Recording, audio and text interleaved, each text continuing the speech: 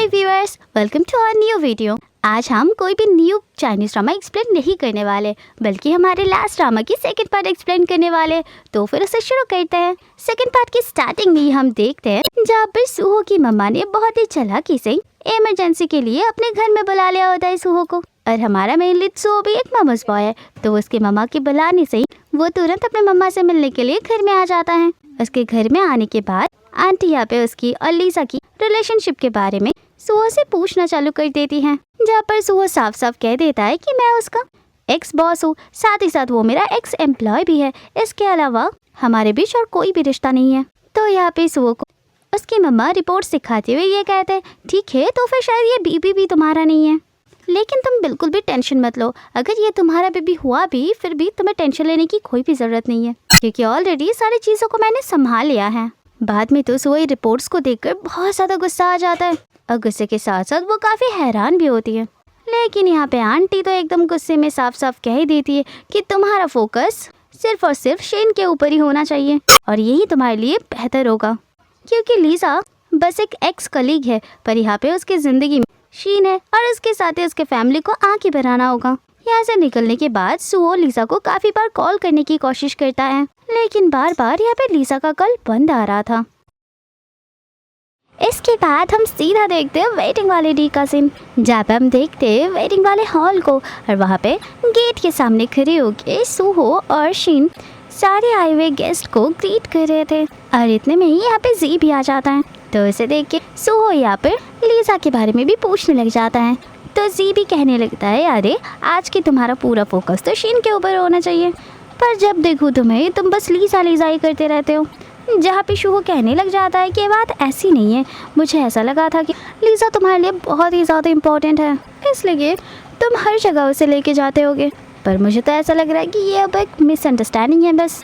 इसके बाद जी उसे उसका वेडिंग गिफ्ट दे देता है। इसके बाद तो शीन भी लीसा के बारे में पूछने लग जाती है जी से। यहाँ पे जी को कुछ समझ भी नहीं आ रहा था, पर वो बोलने लगता है कि उसकी तबीयत आज कुछ सही नहीं है, इस वजह से वो आज नहीं आ पाएगी, और उसने ये रेड एनवेलप तुम्हें देने के लिए कही है।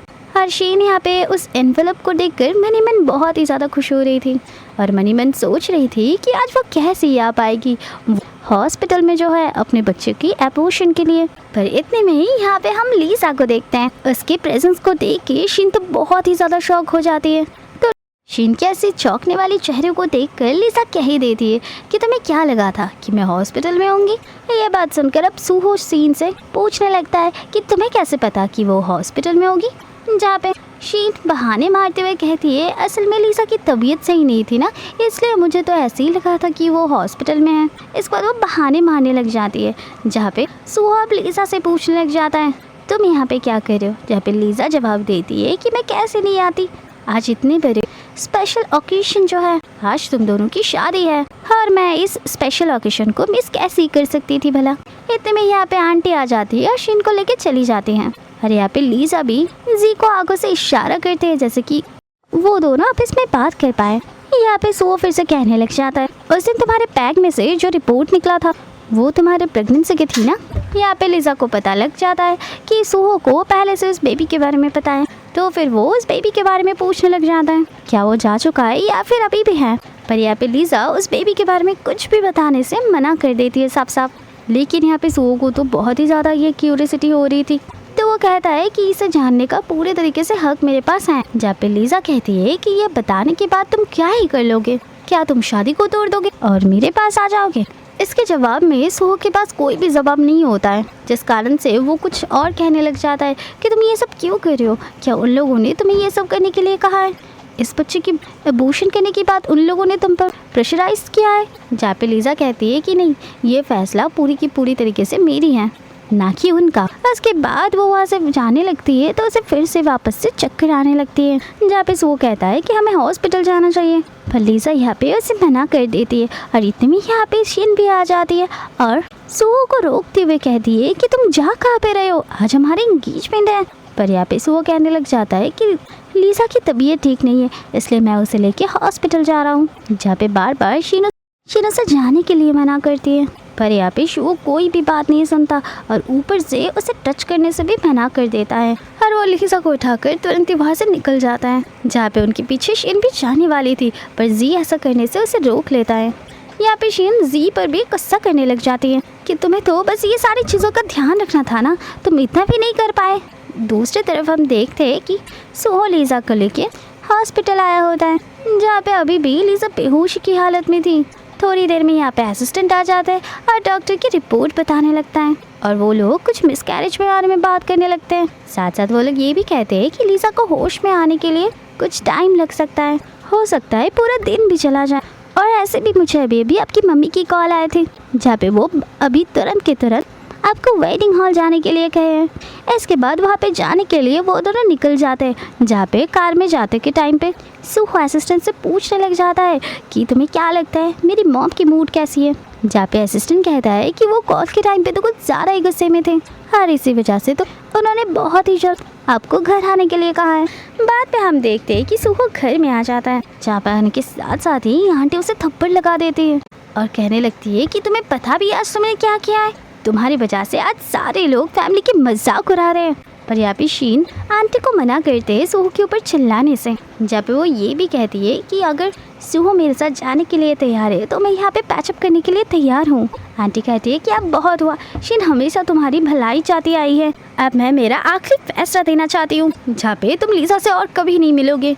उनके जवाब में सुहो कहने लग जाता है कि एक तो आप मेरे साथ ऐसा बिल्कुल भी नहीं कर सकते हैं, आपने फोर्सफुली उससे अबॉर्शन करने के लिए कहा है, जो कि बिल्कुल भी ठीक नहीं है। यहाँ पे शीन कहने लग जाती है कि सुहो अगर तुम्हें बेबीज इतना ज़्यादा पसंद है तो हम फैमिली फ्यूचर में बना सकते हैं, और ऐसा बिल्कुल भी नहीं है कि मैं प्रेग्नेंट नहीं हो सकती। यहाँ पे सुहो साफ साफ शीन से कह देता है मुझे बेबी चाहिए या नहीं ये बात तुम पे बिल्कुल भी डिपेंड नहीं करता है, तो बीच में तुम दखलंदाजी ना करो तो बेहतर होगा। जहाँ पे आंटी को बहुत ही ज़्यादा गुस्सा आ जाते हैं और वो चिल्लाने लगती है कि ये तुम्हारी वाइफ है, तुम अपनी वाइफ के साथ ऐसे कैसे बात कर सकते हो। पर सुहो आंटी की बातों को इग्नोर करते हुए वहाँ से चला जाता है, जहाँ पे शीन बहुत ही ज़्यादा रोने लगती है। दूसरी तरफ हम लीसा को देखते हैं जो कि अपने घर में होती है और उसके लिए आज का दिन बहुत ही ज़्यादा हेक्टिक था। बाद में वो अपने फ़ोन में चेक करने लग जाती हैं, जहाँ पे न्यूज़ में रिपोर्ट्स में सुहो और शीन की एंगेजमेंट के बारे में दिखाया और बताया जा रहा था और उनके बारे में काफ़ी अच्छे रिपोर्ट्स भी बने हुए थे। और इतने में ही यहाँ पे लीसा को शीन की कॉल आने लग जाती है, जहाँ पे शीन जानबूझ के उससे एडवाइस लेने लग जाती है फर्स्ट नाइट के बारे में। जहाँ पे लीसा कह देती है कि मुझे इस बारे में कुछ भी नहीं पता है, अगर तुम चाहो तो इंटरनेट पे सर्च कर सकती हो। पर यहाँ पे शीन जानबूझ के ज़बरदस्ती कर रही थी और उसे उससे ही जाना था। और वो ये भी कहती है कि अरे जल्दी से बताओ, क्योंकि सुहो बहुत ही जल्द मेरे कमरे में आने वाला है, मैं उसे नहीं रोक सकती हूँ। और इतने में ही यहाँ पे लीजा की डोरबेल बजता है, जहाँ पे वो जैसे ही दरवाज़ा खोलती है और यहाँ पे वो सुहो को देखती है और वो समझ जाती है कि उसके कॉल में शीन जो भी कह रही है वो सब कुछ बस एक नाटक है। यहाँ पे लीजा सुहो को कुछ कह पाए इससे पहले ही सुहो उसे किस करने लग जाता है और बाद में लीजा उसे उसके एंगेजमेंट के बारे में पूछने लग जाती है, जहाँ पे सुहो कहता है कि मैं एक बार और वापस से तुम्हें खो नहीं सकता हूँ। जहाँ पे लीजा कहती है कि ये सारी बात जाकर तुम्हें शीन से करनी चाहिए और ना कि मुझसे। और ऐसे भी मुझे अभी अभी शीन की कॉल आया था। सुहो यहाँ पे कहता है उससे इससे कुछ भी फ़र्क नहीं पड़ता है, जहाँ पे लीजा भी कहने लग जाती है कि देखो तुम यहाँ पे ये शादी क्यों कर रहे हो, या फिर ये शादी तुम्हारी फेक या रियल मैरिज है, मुझे इस सबसे कोई भी फ़र्क नहीं पड़ती है, और जिस तरीके से तुम मुझे ट्रीट करते हो ये बिल्कुल गलत बात है। इसके बाद सुहो फिर से उसे किस करने के लिए आगे बढ़ता है, लेकिन यहाँ पे लीजा उसे पीछे ढकेल देती है और कहने लगती है और एक कदम भी आगे मत बनाना, मुझे जो चाहिए अगर वो तुम नहीं दे सकते मुझे तो हम लोग कभी भी एक नहीं हो सकते। जहाँ पे उसे समझाते हुए सुहो कहता है कि देखो अबॉर्शन वाली बात मैं मानता हूँ कि बहुत ज़्यादा फोर्सफुल था, पर ऐसा आगे से कभी नहीं होगा। जहाँ पे लीजा कहती है नहीं, मुझे अपनी बेबी वापस नहीं चाहिए, मुझे तुम्हारी फैमिली के अंदर एंट्री चाहिए, साथ साथ तुम्हारी फैमिली की चीज़ें भी, क्या तुम मुझे वो दे सकते हो। पर यहाँ पे आंसर करने के लिए सुहो के पास कोई आंसर अवेलेबल ही नहीं होता है। तो फिर लीजा कहने लग जाती है कि ठीक है, तो फिर हमें हमारी सारी चीज़ें सारे रिश्ते यहाँ पे ही ख़त्म करनी होगी। अगर वही चीज़ तुम नहीं दे सकते जो मुझे चाहिए तो फिर तुम्हारे साथ रिश्ता रख के कोई फ़ायदा भी नहीं है। इसके बाद लीजा सुहो को यहाँ से जाने के लिए कह देती है। अगले सीन में हम सुहो को देखते हैं जो कि घर में था और वहाँ पे आंटी शीन कल रात की फोटो दिखाने लग जाती हैं, जहाँ पर सुहो कल रात लीसा के घर मिलने के लिए गया था। और यहाँ पे आंटी बहुत ही ज़्यादा गुस्से में होती है और कहती है कि इतना सब होने के बाद भी तुम्हें उस औरत के घर जाने की क्या ज़रूरत पड़ गई थी। जहाँ पे शीन आंटी को काम डाउन करवाने की कोशिश करती है और झूठ कहने लगती है कि मैंने उसे जाने के लिए कही थी। यहाँ पे आंटी को तो कुछ समझ में ही नहीं आ रही थी। वो कहते हैं कि क्या तुम्हारे कहने पर आखिर ऐसी कौन सी मजबूरी आ गई थी कि वह उसे कल रात को जाना पड़ा। जहाँ पे शीन कहने लग जाती है कि कल उसे जाने के लिए मैं नहीं गई थी, असल में मैं लीसा को अपने ब्राइड्समेड बनने के लिए कही थी और मैं बस वो ड्रेस डिलीवर करने के लिए कही थी उसे, और उसके पास में ही सुहो भी था, इसलिए मैं उसे कहा था कि बस डिलीवर कर देने के लिए। इसके बाद ये सारी बातें सुन के आंटी यहाँ पे सुहो से कंफर्म करने लग जाती है, जहाँ पे सुहो भी हाँ कर देती है। आंटी कहती है कि ठीक है मैं मान लेती हूँ, पर मैं एक बात बता देनी चाहती हूँ कि हमारे घर की अगर कोई फ्यूचर बहू बनेगी तो वो सिर्फ और सिर्फ शीन ही बनेगी और उसे ही सिर्फ और सिर्फ तुम्हारी वाइफ की टैग मिलेगा। शीन तुम्हें इतने टाइम से प्रोटेक्ट करती आ रही है, पर लेकिन तुम खुद देखो, तुम जब भी देखो तभी लीसा के नाम ही करती रहते हो, और बेहतर यही होगा कि तुम उस लड़की को अपने दिमाग से निकाल दो। इसके बाद सुहो भी हाँ कर वहाँ से निकल जाता है। अगले सीन में हम देखते हैं लीसा को, जो कि जी के ऑफिस वाले कमरे में आई होती है कुछ डॉक्यूमेंट साइन करवाने के लिए। इसके बाद जी लीसा की मम्मा की हेल्थ के बारे में पूछने लग जाता है, साथ साथ किडनी ट्रांसप्लांट के बारे में भी, जहाँ पे बड़ी खुशी खुशी लीसा भी बताने लगती है कि सारे प्रोसीजर शुरू हो चुकी है और बहुत ही जल्द उसकी मम्मा ठीक भी हो जाएगी। बाद में इस खुशी के मौके पर जी उसे शादी करने के लिए प्रपोज कर देता है, पर यहाँ पे लीसा मना कर देती हुई कहती है कि मुझे माफ़ कर देना, ज़बरदस्ती अरेंज करवाई गई थी सुहो की मॉम की तरफ से, तो यहाँ पे आपको ज़्यादा प्रेशराइज होने की बिल्कुल भी ज़रूरत नहीं है। जहाँ पे जी कहता है कि ऐसा बिल्कुल भी नहीं है, जब फर्स्ट टाइम मैंने तुम्हें देखा था तुम उसी वक्त मेरे लिए एक स्पेशल वुमेन बन गए थे और तब से ही मैं तुम्हें पसंद करता आया हूँ। बाद में यहाँ पे लीसा अपनी सिचुएशन के बारे में बताने लग जाती है कि वो सुहो की एक्स लवर थी, साथ ही साथ उसके बीवी के सामने वो प्रेग्नेंट भी थी, और इस सब के बाद भी यहाँ पे मिस्टर जी उसे क्यों चूज़ कर रहे हैं।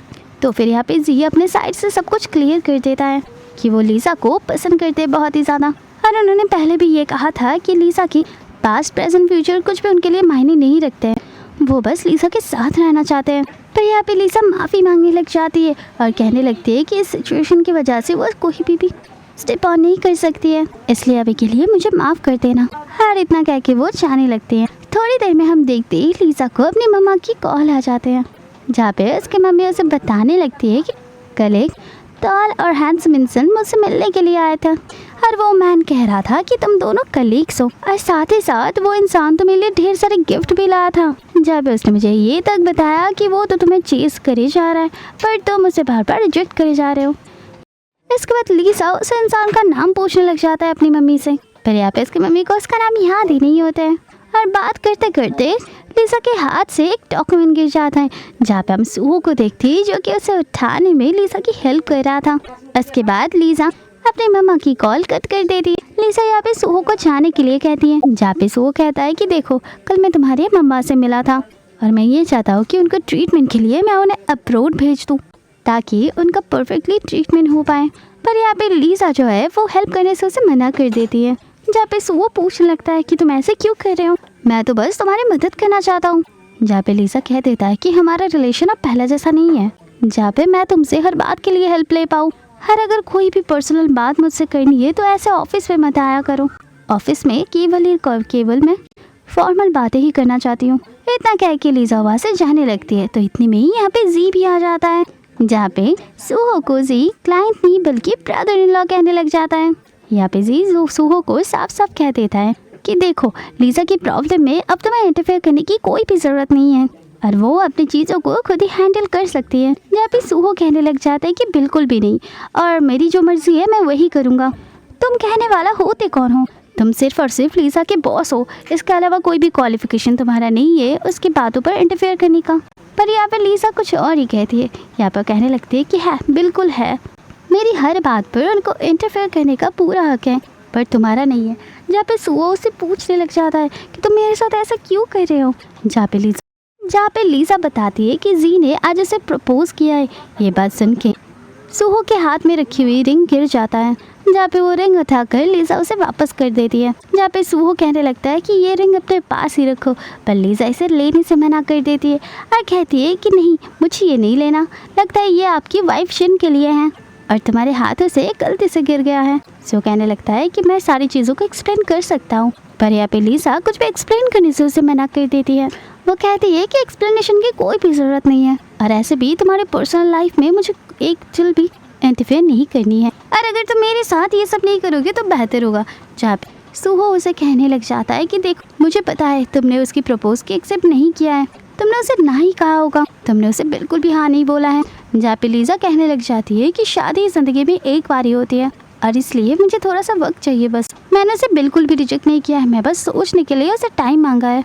यहाँ पे सूहो के पास कहने के लिए कुछ भी नहीं बचता है। हजी बीच में कह पड़ता है कि हाँ, याद आया मुझे प्रपोजल से, मुझे तो लीसा के लिए रिंग खरीदने जाना था, अरे मेरा डायमंड रिंग तो तुम्हारे रिंग से भी ज़्यादा बड़ा होगा। बाद में वो लीसा को लेके वहाँ से जाने लगता है। जहाँ पे लीसा भी जी को थैंक यू कहने लग जाती है एक बार और सूहो के सामने से बचाने के लिए। जहाँ पे जी कहता है कि अरे नहीं, इस बार मैंने बिल्कुल भी हेल्प नहीं किया है, बल्कि मैं तो सच्चाई कह रहा था और मेरा सचमुच ये ड्रीम है कि मैं तुम्हें एक बड़ी डायमंड रिंग दिलाऊं। जहाँ पे लीजा इस चीज़ को एक्सेप्ट करने से मना कर देती है। जहाँ पे सूहो कहता है कि एकदम मैं तो दिलवा के ही रहूँगा, तुम्हें लेना है या नहीं लेना ये तुम्हारे ऊपर है पूरा, अब ज़्यादा ओवरथिंक मत करो तुम।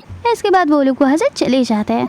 अगले सीन में हम देखते हैं लीजा को बहुत ही अर्जेंट कॉल आ जाता है जी का, जो कि अर्जेंटली अपने केबिन में बुलाता है। तो लीजा भी घबराते हुए जल्दी से जी की केबिन में चली जाती है। जहाँ पे वो जाने के बाद हाफते हुए पूछने लगती है कि ऐसी कौन सी ज़रूरी बात हो गई। जहाँ पे जी कहने लगता है अरे नहीं, ऐसी कोई ज़रूरी बात तो नहीं है। जहाँ पे लीजा कहने लगती है कि अरे मैं तुम्हारे लिए भाग कर आई हूँ कि मेरे लिए कोई इम्पोर्टेंट काम होगा शायद। जब जी कहने लग जाता है हाँ, काम तो इम्पोर्टेंट है, क्या तुम्हें याद है मैंने तुम्हें कहा था मैंने 3 स्टार मिशन शेफ को बुलाया है यहाँ पर डिनर बनवाने के लिए, तो वही डिनर मैंने आज रात को ऑर्गेनाइज किया है, लेकिन इसके पहले तुम्हें एक टास्क करना पड़ेगा।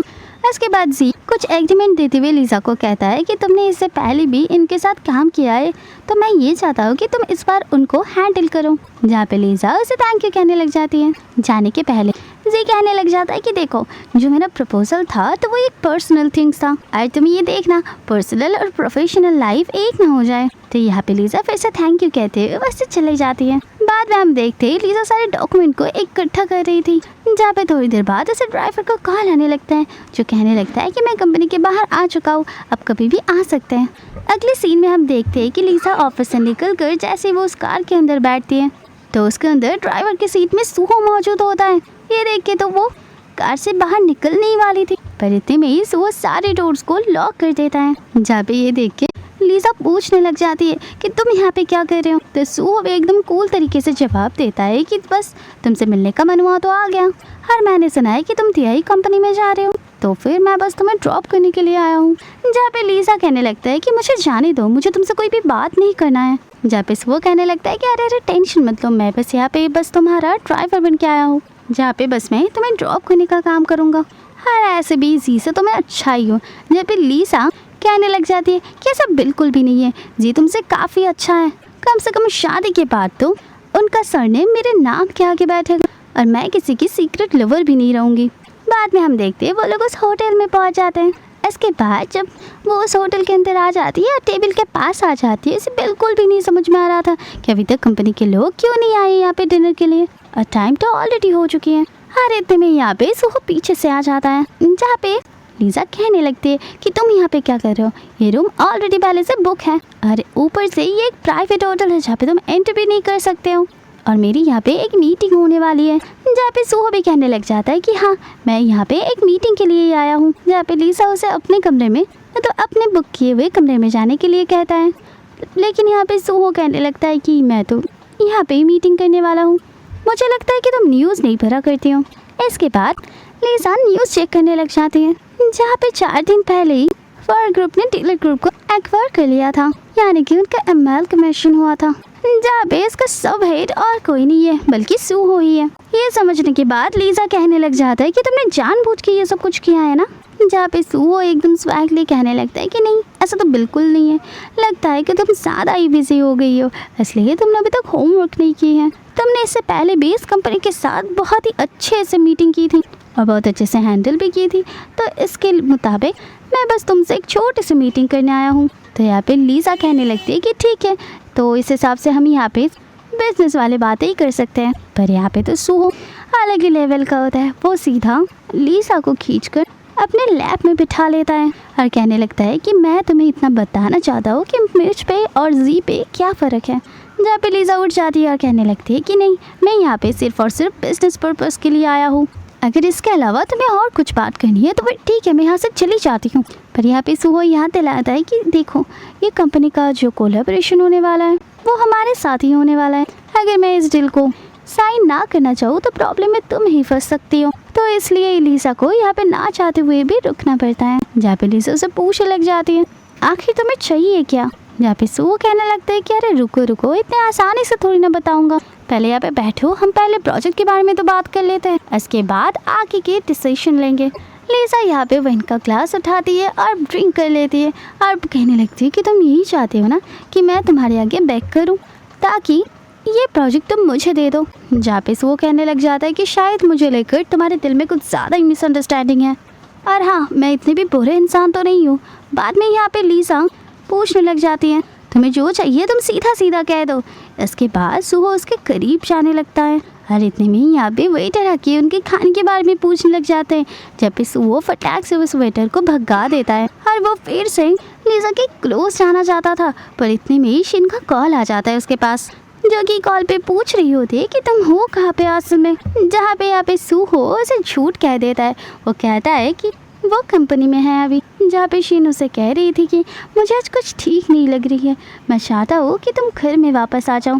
जहाँ पे सूहो एकदम रूडली उसे हॉस्पिटल जाने के लिए कह देता है, लेकिन शिन कहती है कि आंटी चाहती है कि तुम मेरे साथ हॉस्पिटल में चलो, अगर तुम यहाँ पे नहीं आओगे तो शायद झगड़ा भी हो सकता है। जहाँ पे सूहो कहता है कि ठीक है तुम रुको, मैं अभी आता हूँ। ये सुन के लीसा भी काफ़ी खुश हो जाती है और कहने लगती है कि अब तो तुम्हें जाना ही पड़ेगा, लगता है इस मील को हम एक साथ एंजॉय नहीं कर सकते हैं। जहाँ पे सूहो कहने लगता है कि देखो, अगर तुम चाहते हो मैं यहाँ पे रुक जाऊँ तो तुम मुझे डायरेक्टली कह सकती हो, पर लीसा यहाँ पे बिल्कुल भी नहीं कहती है ऐसा। वो कहने लगती है कि तुम्हें घर ही जाना चाहिए क्योंकि वो लोग तुम्हारे लिए इंतज़ार जो कर रहे हैं।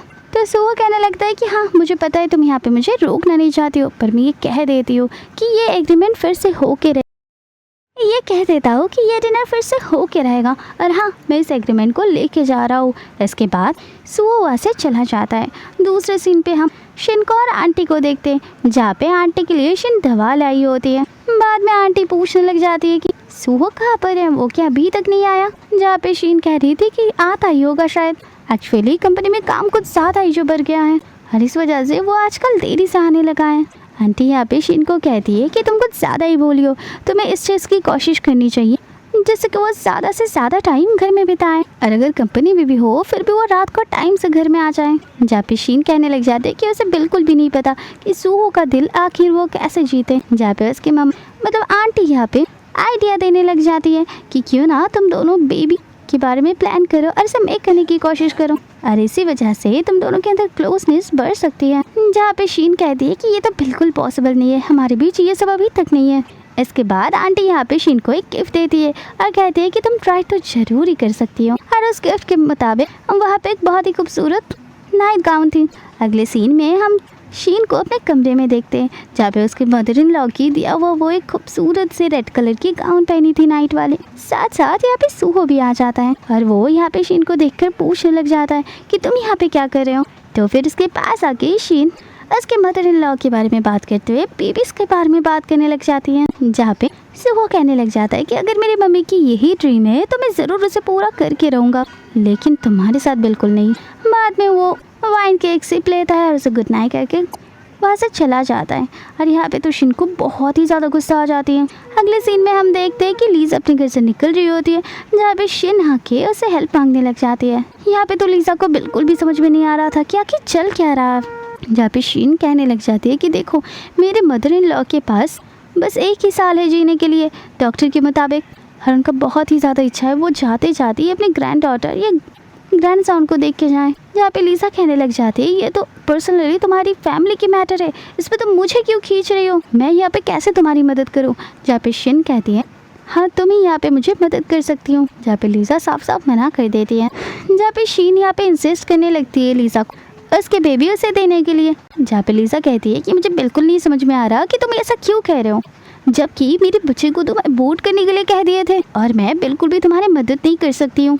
यहाँ पे शीन बहुत ही ज़्यादा प्रॉमिसेस करने लग जाती है कि ये बात किसी को भी पता नहीं लगेगी, पर लीजा यहाँ पे उसे मना करते हुए ऐसे चली जाती है। हंस के जाने की बात तो शीन एकदम पागल जैसे हो जाती है गुस्से में। अगले सीन में हम देखते हैं कि लीजा जी को कॉल करके कंफर्म कर रही होती है, पक्का शीन तुम्हारा ही बहन है ना? तो जी भी कहने लग जाता है कि हाँ बहन तो वो मेरा ही है, पर वो मेरा हाफ सिस्टर है। और बट यहाँ पे हुआ क्या है अभी, तो सारी सिचुएशन के बारे में जी को लीजा बताने लगती है। तो जी कहता है कि तुम क्या चाहते हो, मैं उसे डांट लगाऊं, पर यहाँ पे लीजा उसे मना कर देती है और वो कहती है कि शायद शीन इम्पल्सिवनेस के चक्कर में आके ये सब बोल दी हो। हाँ जाने दो, ऐसे भी मुझे मेरे पास के बारे में बिल्कुल भी बात नहीं करनी है। हर इतने में यहाँ पे आकर कोई लीजा को किडनैप कर लेता है। अगले सीन में हम देखते हैं लीजा धीमे धीमे अपने होश में आया होता है, जहाँ पर सबसे पहले अपने ड्रेस को चेक करती है और नोटिस करती है कि किसी ने उसके कपड़े को बदल दिया है। उसके बाद यहाँ से वो उठ के जाने वाली होती है कि उसके स्टमक में फिर से पेन होने लगती है। हर इतने में यहाँ पे पीछे से सूहो आ जाता है लीजा के ध्यान रखने के लिए। हाँ लीजा को तो बिल्कुल भी नहीं समझ में आ रहा था कि वो यहाँ पे कैसे आ गई। सूहो यहाँ पे उसके किडनैपिंग के बारे में बताने लग जाता है, जहाँ पे अब सूहो लीजा को लेकर उसके पुराने घर में आ चुका है ताकि सूहो लीजा को सेफली सिक्योर कर पाए। लीजा यहाँ पे वार्निंग देने लग जाता है कि तुम अपनी वाइफ को संभाल कर रखो, नहीं तो मैं उसे पुलिस स्टेशन भेज दूंगी। जब पे वो कहने लगता है कि वो मेरा वाइफ नहीं है, तो लीजा कहती है कि बस भी करो, पूरी न्यूज़ वाले और सबको पता है कि वही तुम्हारी वाइफ है और तुम यहाँ पे खुद से ये बात को एग्री नहीं कर रहे हो। ये तो तुम्हारी मर्जी है और तुम्हारा झूठापन भी है। यहाँ पे सूहो लीजा को कहने लग जाता है और फाइनली वो ये भी बता देता है कि वो शादी असल में रियल नहीं है और वो फेक है और उसे वो ज़बरदस्ती वो शादी करना पड़ा है, क्योंकि वो खुद भी जानना चाहता है कि शीन कौन सी लेवल तक जा सकती है और वो भी इस शादी को कंटिन्यू करने के लिए। इतने में ही डोर में कोई आ जाता है, नॉक करने लगता है, जो देख के लीजा छुपने लग जाती है। और यहाँ पे डोर में और कोई नहीं बल्कि सूहो का मम्मा होता है। और इसके मॉम के साथ साथ शीन भी होती है। आंटी यहाँ पे कहने लगती है कि शीन ने कहा कि तुम घर में आए हो, पर यहाँ पे घर में आते के साथ साथ ही तुमने दरवाजे को क्यों लॉक कर दिया? ऐसा कौन सा काम तुम कर रहे हो? शीन को यहाँ पे शक हो रही थी कि उसके रूम पे कोई तो है, जहाँ पे सूहो कहने लग जाता है कि असल में मैं ड्रेस चेंज कर रहा था, इस वजह से रूम का दरवाज़ा बंद था। तो आंटी यहाँ पे कहने लग जाती है तुम दोनों की अब शादी हो गई है और ऐसे भी तुम दोनों को एक साथ रहना चाहिए और तुम किस बात से शर्मा रहे हो अभी भी। और वो ज़बरदस्ती शीन को उसके रूम के अंदर भेजने लग जाती है, पर यहाँ पे सूहो जो है वो शीन को अंदर आने से मना कर देता है, जहाँ पे शीन कहने लग जाता है क्यों, मैं क्यों नहीं आ सकती?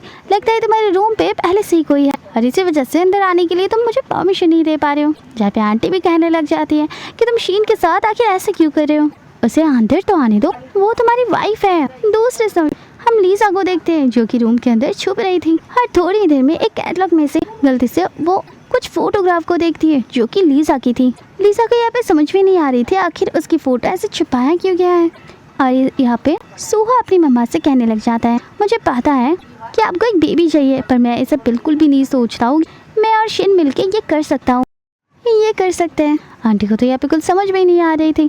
सूहा कहने लगता है कि देख मुझ में तो कोई भी दिक्कत नहीं है, पर शीन में शायद हमें इस बारे में चेक करनी पड़ेगी, बाद में वो लोग नीचे की ओर चले जाते हैं, जहाँ पे सूहो अपनी मम्मा को रिपोर्ट सिखाने लग जाते हैं। और ये रिपोर्ट देखकर तो वो उसकी मम्मा बहुत ही ज़्यादा गुस्से में आ जाते हैं, जहाँ पे वो शीन से गुस्सा करके चिल्लाने लगती है और पूछने लगती है कि ये बात तुम आखिर मुझसे कैसे छुपा सकती हो। इसके बाद शीन बार बार माफ़ी मांगती है आंटी से और कहने लगती है कुछ कारण के लिए वो कभी भी मम्मी नहीं बन सकती है, जहाँ पे आंटी को बहुत ही ज़्यादा गुस्सा आ जाती है और वो कहने लगती है कि रुको मुझे तुम्हारी फैमिली से ही बात करनी पड़ेगी, आखिर ये सब यहाँ पे क्या चल रहा है। उसके बाद आंटी वहाँ से चली जाती है तो शीन भी उनके पीछे पीछे जाने लगती है।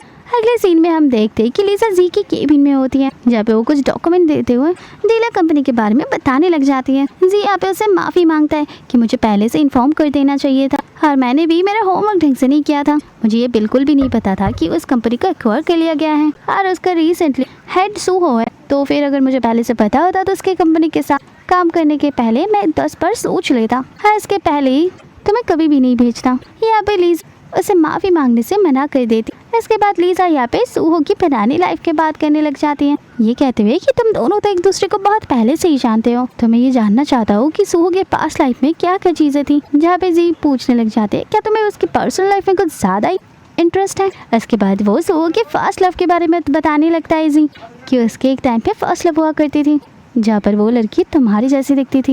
ये बात सुन के तो लीजा एकदम शॉक में आ जाती है और वहाँ से वो तुरंत जाने लगती है और कहती है कि मुझे नहीं बिल्कुल नहीं सुनना है इस स्टोरी के बारे में। उसके जाने के बाद जी अपने आप में ही बात करने लग जाता है कि तुम्हें तो इस स्टोरी के बारे में जानना ही होगा और तुम मेरे पास ही आओगी इस स्टोरी को जानने के लिए। अगले सीन में हम देखते हैं कि लीजा सो रही होती है जहाँ पे उसे नाइटमेयर आने लगती है, जहाँ पे वो डर के मारे उठ जाती है और उसे बिल्कुल भी ये बात अभी भी नहीं समझ में आ रही थी कि वो लड़की आखिर में कौन है जो कि डिट्टो एकदम लीजा की जैसे दिखती है।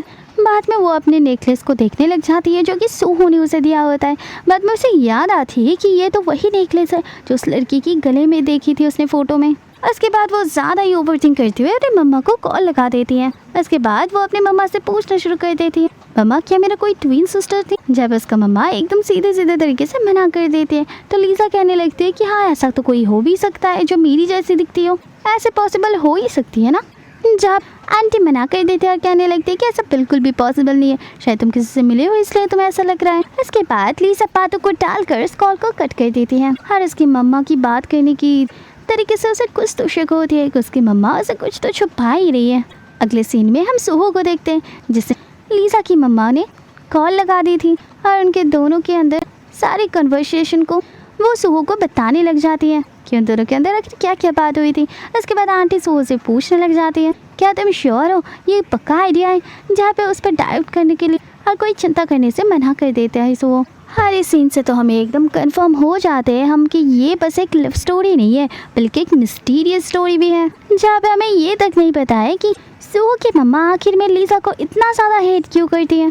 बाद में हम यहाँ पे जी को कॉन्फ्रेंस रूम में देखते हैं जहाँ पे डीलर कंपनी के साथ उनका कोलैबोरेशन की गुड न्यूज़ वो सारे एम्प्लॉय को दे रहा होता है और इसके साथ साथ सारे क्रेडिट वो दे देता है लीजा को, जहाँ पे सारे लोग लीजा को कॉन्ग्रेचुलेट करने लग जाता है। पर यहाँ पे उसका ध्यान तो इन सब में था ही नहीं। बाद में उसके कलीग उसे होश में लाने की कोशिश करते हैं, जहाँ पे माफ़ी मांगते हुए लीजा रेस्ट रूम चली जाती है और वो बार बार अपने फेस पर पानी मारने लग जाते हैं जैसे कि वो जल्दी होश में आ जाए। इतनी देर में यहाँ पे सूहो आ जाता है और उसके नेकलेस को नोटिस करते हुए उसे कहता है कि लगता है कल रात को तुमने ठीक से सोई नहीं।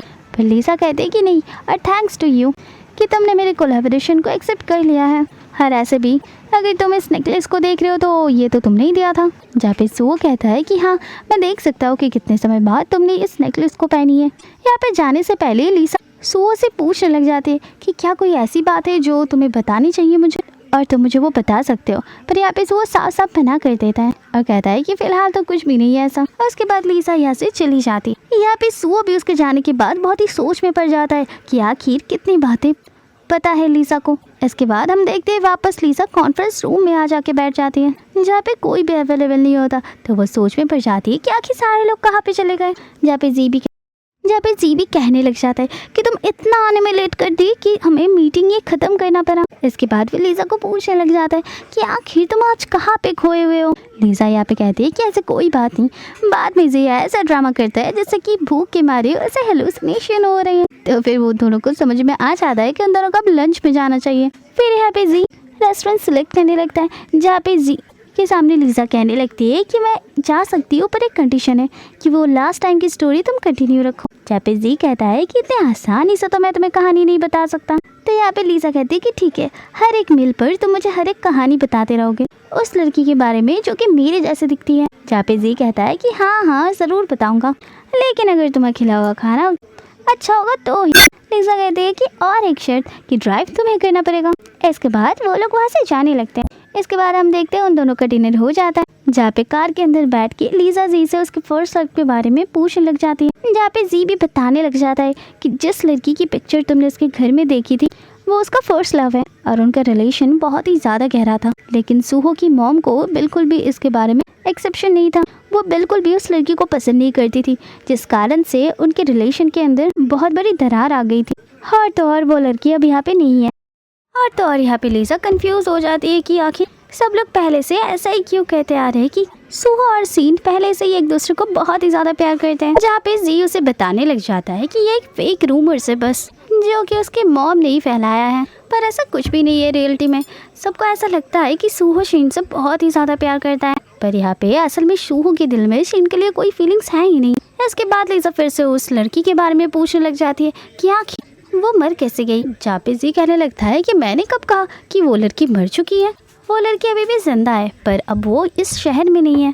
अगले सीन में हम देखते हैं लीजा को जो कि पैकिंग कर रही होती है। इतने में यहाँ पे सुहो आ जाता है और उसे ये सारे खबर पहले से मिल चुका होता है, और वो आके लीजा से पूछने लग जाता है कि तुम घर को अचानक से सेल कर रहे हो और सारी पैकिंग कर रहे हो, तुम जाना कहाँ पे चाहती हो। जहाँ पे लीजा कहने लग जाती है कि इस घर को सेल करने के बाद मुझे इतना पैसा तो मिल जाएगा जिससे मैं अपनी मॉम की सर्जरी करवा पाऊँ। हाँ, रही बात मेरी यहाँ पे जाने की बात, तो मैं बता दूँ जी मेरा रिस्पॉन्सिबिलिटी उठा लेगा। जहाँ पे वो कहता है कि देखो मैंने तुम्हें पहले ही कह दिया था कि तुम्हारी मॉम के जितने भी सारे एक्सपेंसेस है मैं सब कुछ उठाने के लिए तैयार हूँ, मैं तो उनको अब्रॉड भेजने के लिए भी तैयार हूँ, पर यहाँ पे तुम परमिशन कहाँ दे रहे हो मुझे, और मैं बता रही हूँ जी तुम्हारे लिए बेटर नहीं है। जहाँ पे लीजा जबरदस्ती कहने लग जाती है कि वही मेरे लिए परफेक्ट मैच है, और उसने मुझे प्रपोज भी किया है और बहुत जल्दी मैं उसे रिस्पॉन्ड कर भी दूंगी। और इसके बाद वो सीधा अपने फ़ोन को निकालकर न्यूज़ की रिपोर्ट दिखाने लग जाता है लीजा को, जहाँ पे साफ साफ लिखा हुआ था कि सुहो और शिन की रिलेशन बहुत ही जल्द ख़त्म होने वाली है।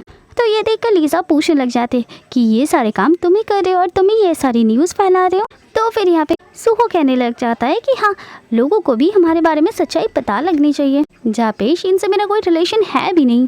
बाद में यहाँ पे सुहो लीजा को अपने साथ जाने के लिए कहता है और एक न्यूज़ स्टार्ट करने के लिए कहता है, जहाँ पर लीजा उसे मना कर देती है और कहती है कि मैं तुम पर बिल्कुल भी ट्रस्ट नहीं कर सकती। जहाँ पे सुहो कहता है कि देखो मेरी गलती यहाँ पे कहाँ पे है, मैं मानता हूँ कि शिन के साथ मेरी वो शादी वाली इंसिडेंट हुई है, पर यहाँ पे तुमको तो पता है ना कि ये सारी चीज़ें बस फेक है। मैं बस ये सारी चीज़ इसलिए की थी जिससे कि मैं मेरी मॉम की हेल्थ को ठीक कर पाऊँ, वरना मेरे पास शिन के लिए कोई भी पर्सनल फीलिंग्स नहीं है, और ये बात तो तुम भी अच्छे से जानते हो ना। लेकिन अगर तुम मुझे एक और मौका दोगे तो फिर हम दोनों अपनी लाइफ को एक बहुत अच्छे तरीके से शुरुआत कर सकते हैं और आगे बढ़ा सकते हैं। जहाँ पे लीजा कहने लगती है कि अगर कोई बीच में आ गया तो, और यहाँ पे सुहो कहने लग जाता है कि ऐसा तो बिल्कुल भी नहीं हो सकता। साथ साथ वो उसकी मॉम के बारे में बताने लग जाती है कि तुम्हारी मॉम तो हमेशा ही मेरे खिलाफ रही है, उनका क्या। तो फिर सुहो कहने लगती है कि उनका तुम फिक्र मत कर, मैं उनको हैंडल कर लूँगा। बाद में हम देखते हैं सुहो अपने कार में बैठा हुआ होता है, जहाँ पे वो जी को कॉल लगाने लगता है। साफ साफ कह देता है जी को तुम्हें अब लीजा के मैटर में दखलंदाजी करने की कोई भी ज़रूरत नहीं है। जी को यहाँ पे बिल्कुल भी समझ में नहीं आ रहा था कि असल में चल क्या रहा है, तो वो उसे वार्निंग देकर कॉल को कट कर देता है। अगले सीन में हम देखते हैं लीजा अपने घर में बैठकर लंच करने वाली थी, और साथ ही साथ वो सुहो का इंतज़ार भी कर रही थी।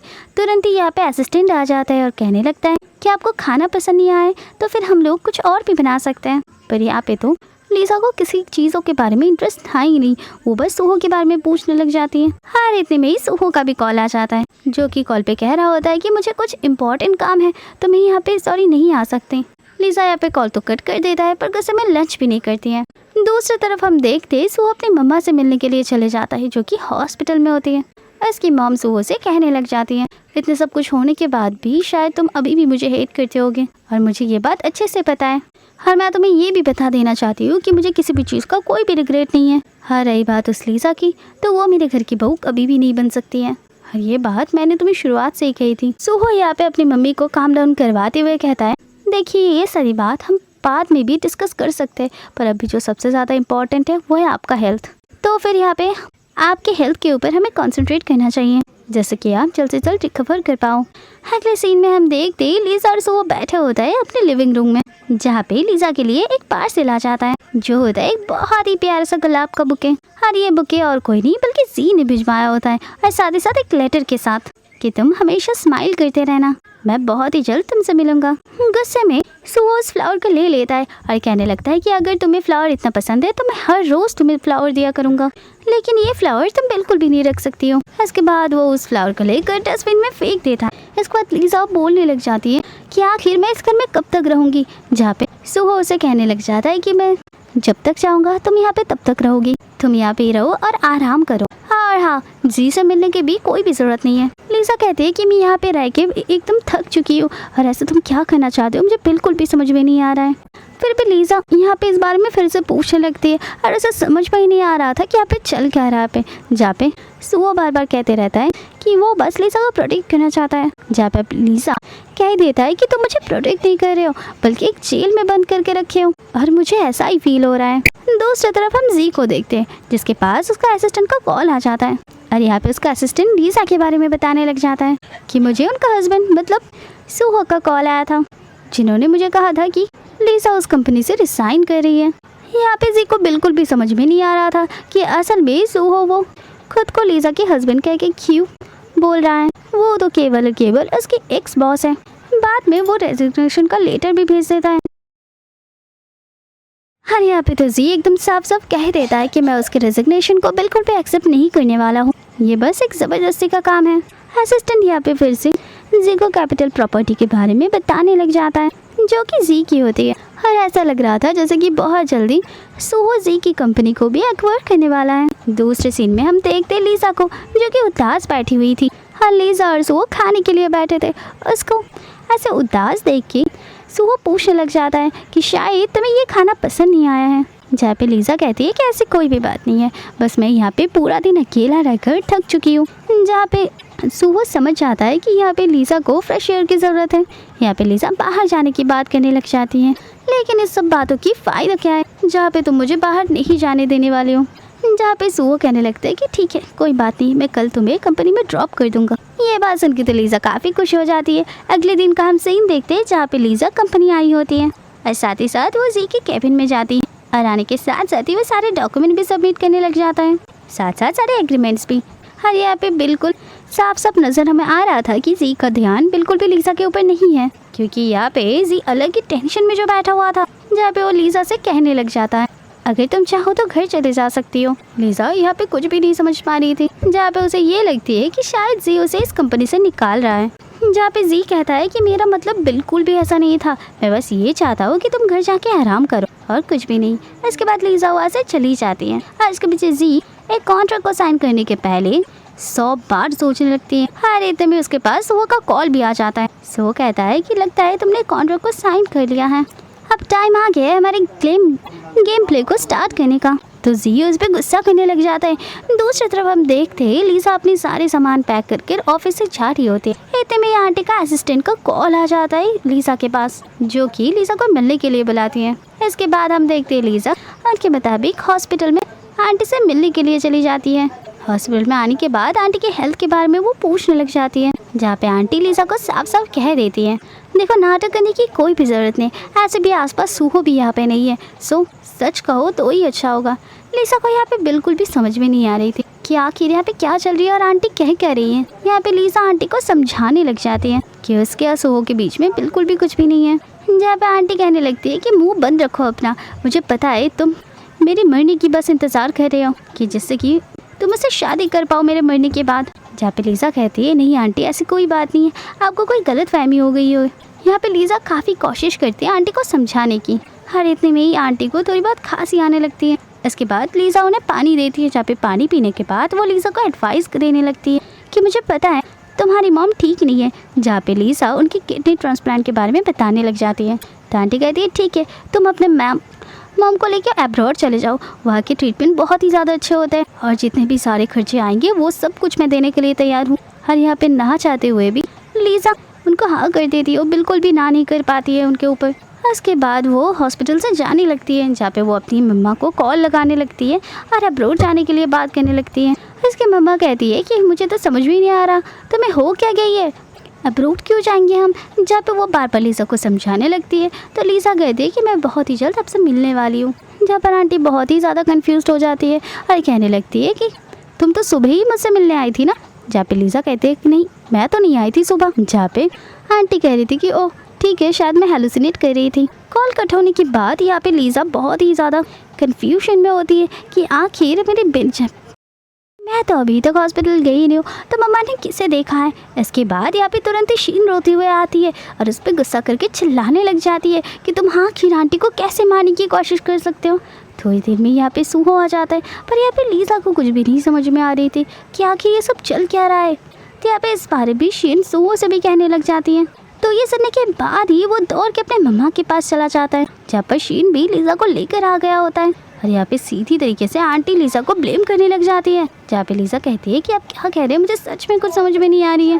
तो आंटी कहती है कि तुम नाटक क्यों कर रहे हो, अभी अभी तुम यहाँ पे आई थी जहाँ पे मैं तुम्हारी मम्मी के ट्रीटमेंट के बारे में बात की, उसके बाद तुम चले गए और उसके बाद वापस आके तुम मेरी जान लेने की कोशिश की। जहाँ पे लीजा कहती है कि मैं बिल्कुल भी ऐसा नहीं कर सकती हूँ और मैं तो अपनी मॉम के साथ कॉल पर थी। और इसके बाद लीजा को सूहो खींचते हुए बाहर लेके जाता है। लीजा को यहाँ पे बार बार लग रही होती है कि शायद यहाँ पे सूहो उसे पनिश करेगा, पर सूहो तो उसे पूछने लग जाता है कि आखिर ये सब क्या चल रहा है, तुम्हें सारी सच्चाई बतानी होगी। लीजा यहाँ पे सारी चीज़ें सच बता देती है और कहती है कि अगर तुम चाहो तो सीसीटीवी को भी चेक कर सकते हो। अगले सीन में हम देखते हैं कि वो दोनों एक साथ बैठे हुए होते हैं, जहाँ पे शीन तुरंत ही सीसीटीवी का फुटेज लेके आ जाती है। उसके बाद जब वो लोग कैमरे में देख रहे होते हैं तब वो लोग देखते हैं कि लीजा उस रूम पे जा रही है। और लीजा तो यहाँ पे खुद को देखकर बहुत ही ज़्यादा शॉक हो जाती है, जहाँ पे वो उनको समझाने लग जाती है कि मैं तो मेरी मम्मा के साथ कॉल में थी, मैं तो इस टाइम पे हॉस्पिटल में आई भी नहीं थी, तो फिर ये कैसे पॉसिबल है, मुझे सच में बिल्कुल भी समझ में नहीं आ रही है।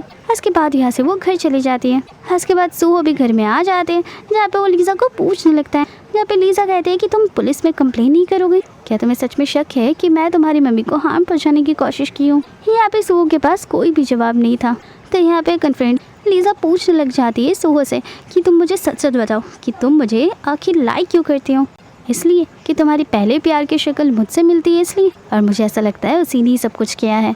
जब इस वो बताने लग जाता है कि ऐसा बिल्कुल भी नहीं हो सकता क्योंकि वो जिंदा ही नहीं है। तो लीजा बताने लगती है कि जी ने कहा था कि वो जिंदा है। तो यहाँ पे सूहो कहने लग जाता है कि वो मेंटली अनस्टेबल थी, जहाँ पे उसे दूर एक मेंटल हॉस्पिटल में रखा गया था। उसके बाद वो खुद ही की जान ले ली थी। और इस सीसीटीवी के लिए मैंने ऑलरेडी हैकर को बता दिया, जहाँ पे बहुत ही जल्द हमें सच्चाई का पता लग जाएगा। अगले सीन में हम शीन को देखते हैं जो कि सूहो की केबिन में होती है और वहाँ पे वो छानबीन करना शुरू कर देती है, जहाँ पे उसे कुछ फोटोज भी मिल जाते हैं। और ये फोटोज होती है सूहो की फर्स्ट लव की, जो कि एकदम डिट्टो लीजा की तरह दिख रही थी। और यहाँ पे तो शीन के दिमाग में खुराफाती आइडियाज आने लगती है, जहाँ पे वो लीजा को बुलाती है मिलने के लिए और साथ ही साथ वो सारे फोटोज के बारे में पूछने लग जाती है। क्या तुम्हें अब पता लग गया है कि सूहो आखिर तुम्हें पसंद क्यों करता है? क्योंकि तुम उसके एक्स प्यार की तरह दिखते हो, और बस इसी वजह से। जहाँ पे लीजा वो देख के कहने लगती है कि ये बिल्कुल भी सच नहीं। तो फिर शीन पूछने लग जाती है कि अच्छा लीजा तुम्हें एक बात बताओ, अगर वो उस लड़की से अभी भी प्यार नहीं करता तो उसके फोटो अभी तक उसके पास क्या कर रहे हैं? उसे तो ये फोटो को फेंक देना चाहिए था ना। लीजा भी यहाँ पे बहुत ज़्यादा कंफ्यूज हो जाती है। इसके बाद शीन एक रिपोर्ट निकाल कर लीजा को दिखाने लग जाती है, जो रिपोर्ट होती है डॉक्टर की, जहाँ पे उसे अच्छे से याद है कि लास्ट टाइम सूहो ने कहा था कि वो मेंटल हॉस्पिटल में है। और ये सारी रिपोर्ट्स तो अलग ही है, जहाँ पे साफ साफ लिखा है उसके एक्स लवर की मेमोरी को रिगेन करने की कोशिश की है। यहाँ पे तो लीजा को बिल्कुल भी समझ में नहीं आ रहा था कि आखिर झूठ कौन कह रहा है या फिर सच कौन कह रहा है, सूहो या फिर शीन। इसके बाद लीजा सीधा उसके मम्मी की मतलब आंटी से मिलने चली जाती हैं, जहाँ पे वो आंटी से सारी सच्चाई पूछने लग जाती है, जहाँ पे आंटी काफ़ी गुस्से में जवाब देती है कि हाँ तुम्हें सारी चीज़ें कैसे याद होगी कि 3 साल पहले ये सब क्या हुआ था। और इसके साथ साथ हमें पता लगता है कि यहाँ पे सूहो की जो एक्स लवर है वो और कोई नहीं बल्कि लीजा ही होता है। और उस समय भी लीजा प्रेग्नेंट थी, जहाँ पर उसकी मम्मा उसके पूरी अपोजिट चली गई थी, जिस कारण से यहाँ पे लीजा का मेंटल ब्रेकडाउन हो गया था। और यहाँ पे सूहो है जो कि उसकी मेमोरी को फिर से रीडेवलपमेंट किया है। और इसे एक बिल्कुल अंडर आई सर्जरी के अंदर डाला गया था, जिस कारण से उसकी पास्ट की सारी मेमोरी इरेज हो चुकी हैं। इतने में यहाँ पे सूहो आ जाता है, जिससे लीजा सब कुछ पूछने लगती है, जहाँ पे सूहो कहता है कि देखो मैं ये सारी चीज़ें तुम्हारे लिए की हैं और मैं सिर्फ और सिर्फ तुमसे ही प्यार करता हूँ। इसके बाद हम देखते हैं लीजा सारी सच्चाई पता करने के लिए अपनी मम्मा की पास चली गई होती है, जहाँ पे उसकी मम्मा उसे माफ़ी मांगने लगती है कि अब बहुत देर हो चुका है और मैं तुम्हारा रियल मम्मा नहीं हूँ। 3 साल पहले किसी ने मुझे अपॉइंट किया था ये काम करने के लिए, जहाँ पर उनको ढेर सारे पैसे भी दिए गए थे। और उसका जो फेक मॉम है यहाँ पे वो आखिरी सांसें ले रही थी और इसके साथ साथ उनकी डेथ हो जाती है, जहाँ पे लीजा बहुत ही ज़्यादा रोने लगती है कि उसके आसपास असली कौन है और नकली कौन है उसे कुछ भी समझ में ही नहीं आ रही थी। अगले सीन में हम देखते हैं अब लीजा ठान ले ली होती है कि वो अब सूहो से अपना दूरी बना कर रखेगी, इसलिए वो सारी सामान पैक करती है और उसे छोड़ के हमेशा के लिए जाने लगती है। और वो जाते जाते सूहो को वार्निंग भी दे रही होती है कि अगर वो मिलने की कोशिश की या कुछ भी कोशिश की तो वो खुद की जान ले लेगी। अगले सीन में हम देखते हैं कि सूहो उसके वार्निंग के बाद भी उसे मिलने के लिए आ ही जाता है और वो बताने लगता है कि मैं अब्रॉड जा रहा हूँ बिजनेस ट्रिप के लिए। और दूसरी तरफ वो शीन जो होती है वो लीसा को मिलने के लिए बुलाई होती है। और इसके बाद लीसा जी को कॉल लगा लेती है जहाँ पे वो प्लान के बारे में बताने लगते हैं और वो कहने लगती है कि अभी सूहो अब्रॉड गया हुआ है तो इस वक्त का वो फ़ायदा उठाना चाहती है। उसके बाद वो एक ऐसी जगह पे शीन को बुलाती है जहाँ पे सीसीटीवी भी नहीं होती है।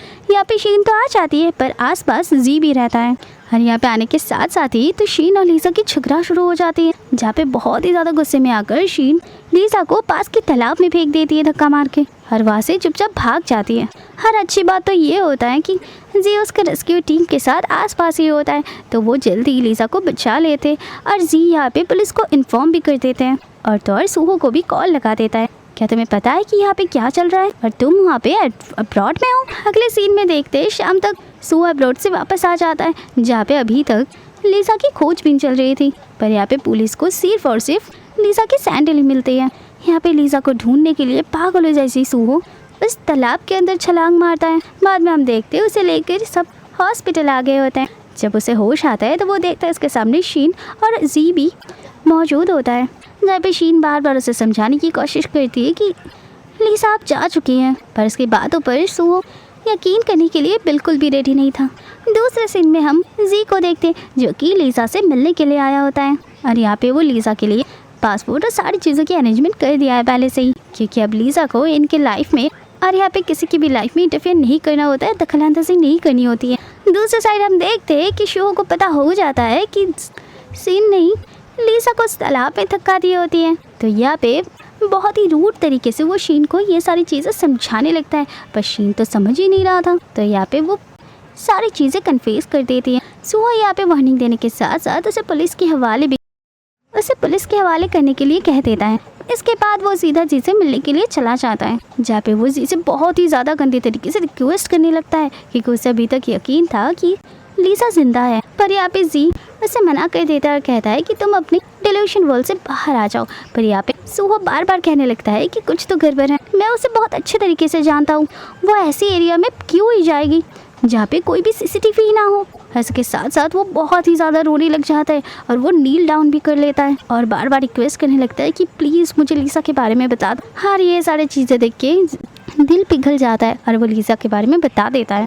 बाद में हम देखते हैं लीसा जी से मिलने के लिए इंतज़ार कर रही होती है पर वहाँ पे सूहो आ जाता है और वो तो एकदम सूहो को देख के बहुत ही घबराई जाती है जहाँ पे सूहो कहता है कि टेंशन मत लो, मुझे जी ने सब कुछ बता दिया है।